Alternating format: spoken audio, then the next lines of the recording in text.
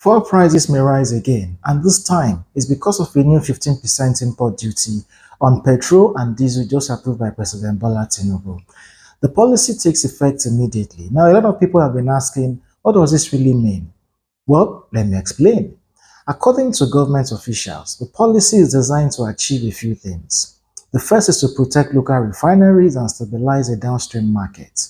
Second is to align import costs with domestic realities. Basically, imported fuel has been cheaper than locally refined product, which is said to discourage local production. And finally, to boost local refining capacity to ensure price stability, product availability, and strengthen our naira-based oil economy.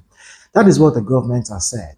In short, Nigeria wants to reduce dependence on imported petroleum products and get local refineries like Aradel, Walter Smith, and Dangote to take the lead.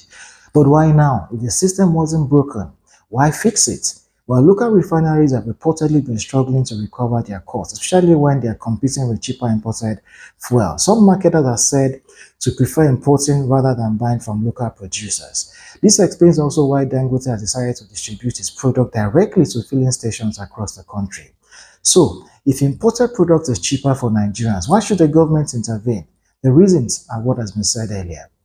Some have raised concerns about monopoly in the industry. These are legitimate concerns. This is why the government must continue to ensure that policies stimulate economic development and an open competitive market.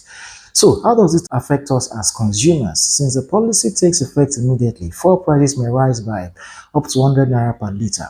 Already, there are reports that pump prices have crossed 1,000 naira in some areas, up from the average of 925 naira. Of course, this could lead to higher transportation fares, increase in food prices, and other things we typically care about, raising inflationary concerns.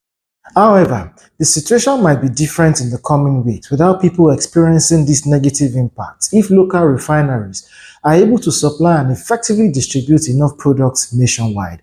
Have the necessary measures been put in place to ensure this? We hope so. The policy may succeed if the goal of achieving price parity between imported and locally produced products actually happens. In my view, there's nothing wrong with supporting local industries and reducing dependence on importation, as long as it's done reasonably without inflicting unnecessary pains on citizens.